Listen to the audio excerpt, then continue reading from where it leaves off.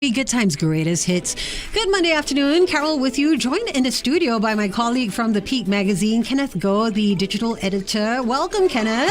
Hey, Carol. Thanks for having me. Most welcome. I'm so excited to be launching our new segment called Urge or Splurge. Oh, yeah. Basically, it's a foodie segment where we help you decide on whether or not you should just satisfy your basic craving or your urge for something like, say, pineapple tarts or chicken rice, or splurge on something that's a little bit more elevated. Yeah. Something deconstructed, or something that perhaps has a nice ambience. Like today, I had a $25 bowl of laksa. Oh my goodness.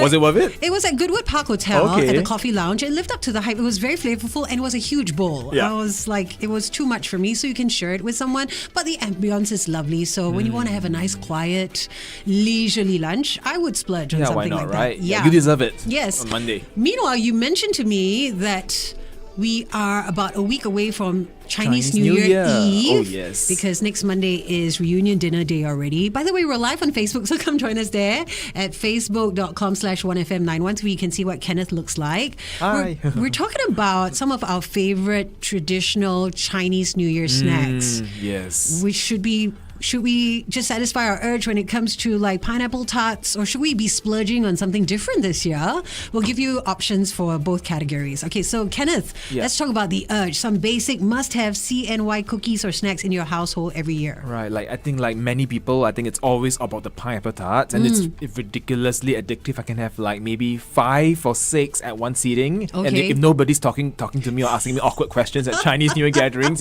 so you will catch me by the corner eating my pineapple tarts. Open or closed? Open, because I love to see the filling. I want to see what's in it. Yeah, Right. sometimes closed you might not know how much of the true. filling in it. You bite into flour. You bite into so much flour. It's like biting into disappointment sometimes, right? Yeah, it is. Yeah, and I love for pineapple tarts. I always like make sure that the pastry is buttery, that it's flaky, there's a good crumb, and a hint of salt to lift it up, as well as for the pineapple jam. It has to have a nice balance of tart and sweetness. Okay, so where would you get some of these yummy traditional pineapple tarts? Yeah, I mean something that's really available island-wide that I've been going for years, and they have been delivering well on standards. Abang Kawang Solo, things like Bake Ink. They have branches island-wide, and it's usually quite consistent because these are like big, mass-produced, so you don't get disappointed. Recently, I discovered a company that was just called Pineapple Tarts, and then they actually do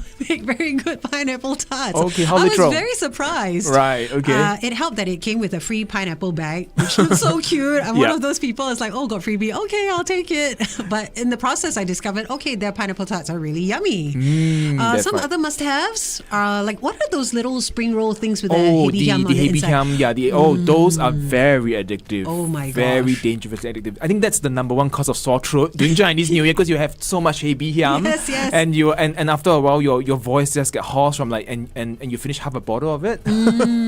Yeah, so I love that. And of course, I love my bakwa. Yeah, and something that I really love, I think people in the East would have heard about this, is the Kim Peng Hiang bakwa. So they do pineapple bakwa, Carol. What? Yeah, just when you thought bakwa can't get is there interesting pork enough. in it at all? Or So there is pork in it. So there's like slivers of pineapple that's embedded within pork. So it's like, think of it as a Hawaiian pizza bakwa. Without the dough, so you're just eating the topping. I like the sound of that. Yeah, I think it's long queues at Kembangan usually. So yeah, it's something that I only found out. And no, it's been around for years. No way. Yeah, so I only found out. I think it's only something that Easties would know. Okay. Yeah, I've only found out. It was a friend in the East would told me about it, and I went down, and true enough, there was a queue, and it gets really crowded in the lead up to Chinese New Year, which is probably this week, this entire week. So that's bakwa. Price-wise, does it compare with your regular bakwa? I think it's still around the same. Okay. Yeah, so it's something slightly different. So it doesn't necessarily have to be a big splurge Yeah. to still be satisfying your urge for bakwa or something different. All right, hang tight. We're going to be heading over to Facebook Live. We're still there. Come join us, have a chat at facebook.com/1FM913. And coming back, we will tell you about some very unique CNY offerings this year, like Lohe cookies. Oh, yes. Oh my gosh. Yeah, it's something different. Kenneth has actually brought some samples into the studio so you can have a look. He's going to ask me to try some of them. I will give you my verdict as well. That is next. 1FM 91.3. Hello, everybody, and welcome to Facebook Live. Joining me in the studio today is my colleague from the Peak Magazine, Kenneth Goh. Hi, hey Carol. Okay, so Kenneth, my goodness, apart from some of these traditional Chinese New Year snacks, there are some of the unusual ones like the lo hei cookies, and then of course we've got some chicken rice ones as well. Chicken biscuits. Okay, why? I feel like Singapore, right? The landscape is so creative. We're so inventive. Yeah. Have we kind of like scraped the bottom of the barrel yet? Or do you think, when it comes to like creative snacks, woo, sky's the limit? I think Singaporeans are pretty adventurous when it comes to food, so that's why there's a lot of potential and space for brands to experiment. And I think people want something different every year, aside from the usual. You think there's a demand? Because we always just fall back on the traditional, pineapple tarts, the go-tos, right? Yeah. So there is a demand. There is lah. I think younger people are more curious to try, and they're more open to give it a shot. Whether it tastes good or not is a different thing. Yeah. So on the topic of the whole Chinese New Year range or snacks, I came up with I tried something really interesting this past week. It was a pork floss show pan. Okay. Not necessarily connected to Chinese New Year, but pork floss is something that does go around a lot. Okay. And I was initially a bit skeptical, but it tasted so good. So this was from Tiong Bahru Bakery. Okay. Yeah, and they also had an osmanthus pineapple tart. Okay, I've heard about that. Yeah, we had osmanthus very fragrant, jelly. right? Yeah, it was kind of light, jam. but so when you look at it, you're a little bit daunted because it's like a massive pineapple Oh, tart. it's huge. Okay.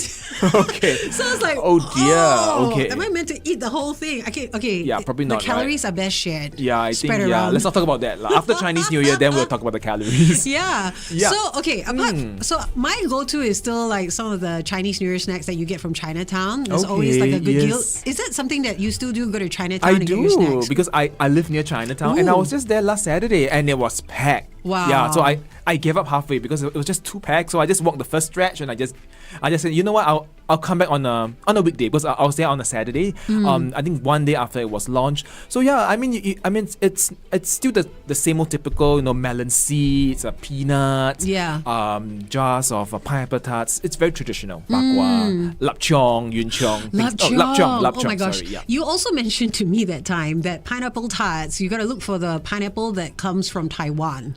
Oh yeah. Like, I mean, how is that a thing? I know that there's this brand called Sunny Hills. Hills pineapple tarts, and they are famous for using pineapples from Taiwan. Do you know what? Yeah. We are giving away. We're doing a collab and a little giveaway with them this week here at 1FM. Okay. Yeah. So Simon's going to be on location giving out some Sunny Hill goodies. Okay. So you might want to look out for that. Actually. Yeah, just in time for Chinese New Year. Yeah. When we're talking about those Taiwanese pineapples, is that the square-shaped ones? Yeah, those in the block. Yeah, so it's in a very like buttery pastry and like with pineapple stuff in there. That one blew me away. I was a little bit skeptical at the beginning, but it's actually quite yummy. It is. Yeah.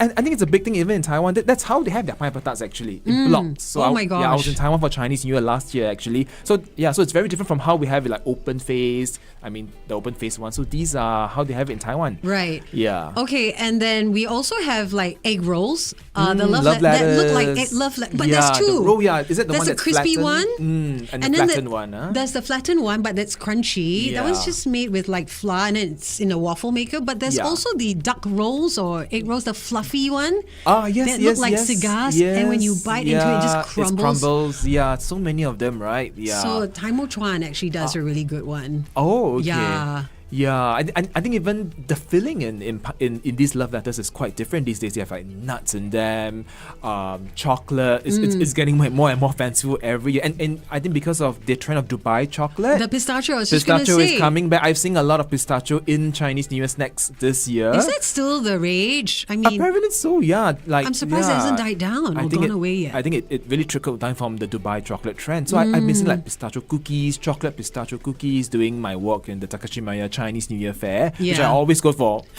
sampling. Yeah, those are fun. Oh yeah, those are always fun because you kind of it's like a pre-shopping trip where you get to sample everything and you get to decide what makes a cut in your basket. Yeah, it's nice to discover some new treats every now and then. It is, instead of just because you never know, it might be better than your usual go-to. Yeah, and then you zeng. I know. You zeng your pineapple tarts. Correct, my gosh. Yeah. All right, we're about to head over live on air to find out about these lo hei cookies and chicken rice cookies. Yeah, My for goodness. Chinese New Year, right? Is this a yay or nay? Should we be splurging on them? Come join us live on air right here on 1FM 91.3. Till your magics come around, we'll kick your asses. Ooh, definitely one of my favorite tracks. I played this to welcome you, Kenneth. Oh wow, I love this song though. Oh my god, it makes me happy. It is such a happy song.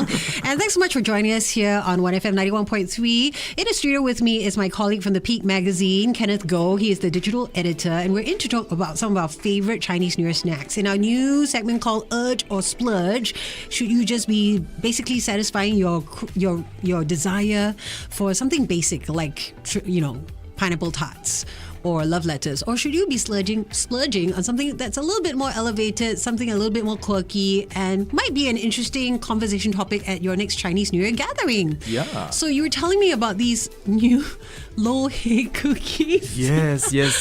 Yeah, so instead of tossing lo hei, why not just eat them in one bite? So You brought them. I brought them. So there you go. You can see it. Oh my So gosh. these cookies are actually studded with ingredients that are They smell nutty. They smell nutty. Yeah, definitely.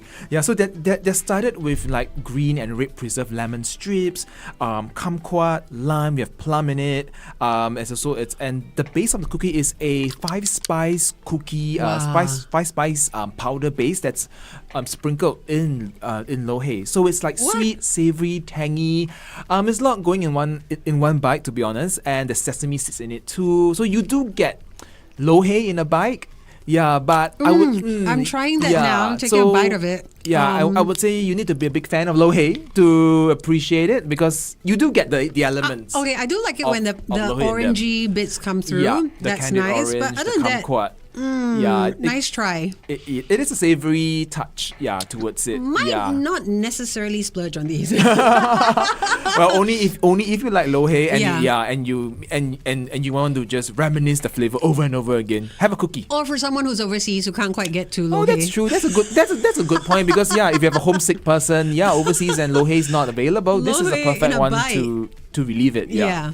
How about those chicken rice cookies that you're telling me about? Yeah, so Chatterbox this year in Hilton, Singapore has Ooh. released rightfully so chicken biscuits, because they're famous for their chicken rice, right? So Okay. chicken biscuits. So Okay. basically it's made of chicken rice paste, soy sauce, sesame seed, and you can see it over here. Oh my so this is gosh. chicken, and it smells like chicken rice, to be Oh. honest. It legitly smells like chicken rice. You know, there is a Chinese snack called chicken biscuits. Yeah, Have you it seen is, those? yes. They're the same shape So almost. it's inspired by that also. That's partially inspired by that. Look at this. So I like that. It's nice, big and round. yeah. Got sesame seeds. And sesame seeds too, and if you give it a whiff, a smell. Oh my gosh, it does smells like chicken chicken rice. It does. So do have a bite. Yeah. So it tastes like chicken rice too.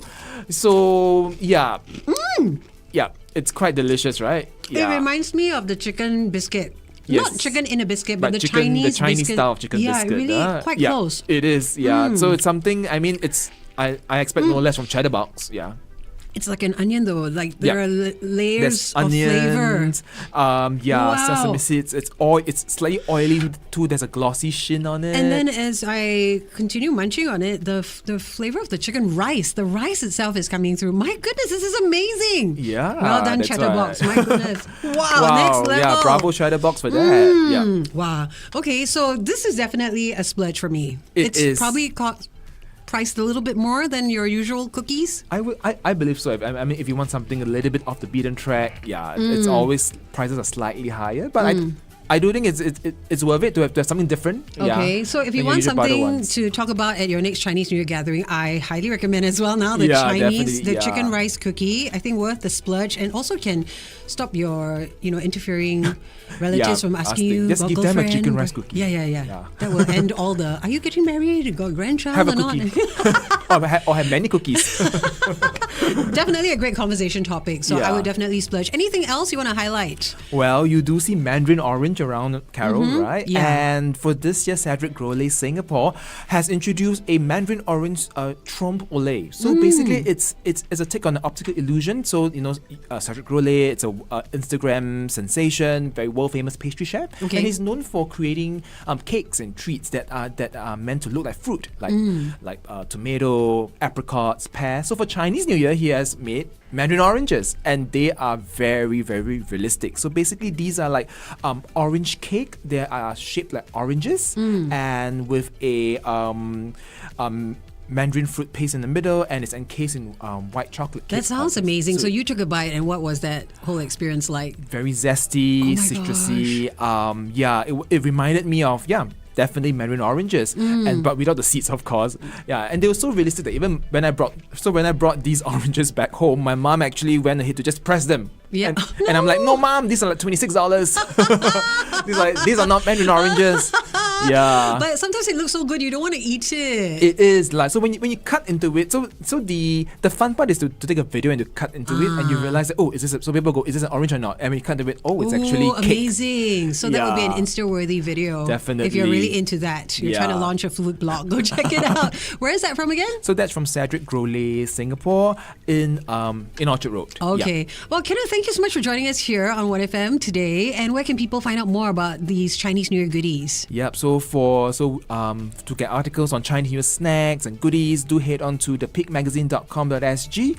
We have a Chinese New Year guide on all things Chinese New Year, from food, jewelry, watches, to even Awesome. horse therapy. Oh this my year. gosh. Okay. All right. Go head on over to thepeak.com. Thanks, Kenneth. Get in touch with your Everybody us here on Facebook. Oh my gosh, I hope you got the lowdown. Yes. And we've got your link here if you want to go see where to find out more about some of these yummy Chinese New Year goodies that Kenneth has tried personally. You wouldn't recommend something that was meh. Yeah, I wouldn't. I mean, yeah. All right. Thank you so much, Kenneth. Thank you, Carol. See you next time. Here's the kitchen I've heard so much about. with the finest silverware in the land. Oh,